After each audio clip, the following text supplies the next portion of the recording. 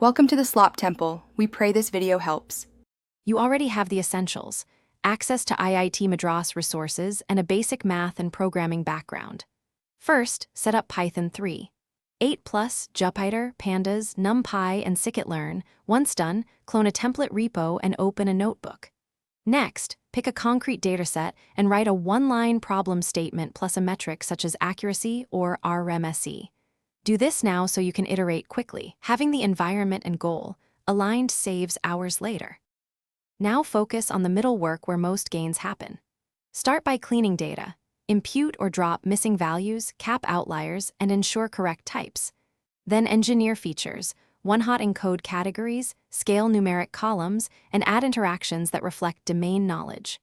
After that, build a reproducible pipeline with train/test, split, and k-fold cross-validation.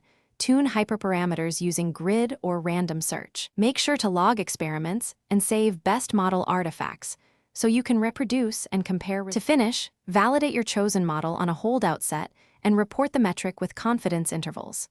Once satisfied, deploy using a saved notebook, a lightweight Flask API, or schedule a job on IIT Madras Compute. Make sure to include logging and basic monitoring.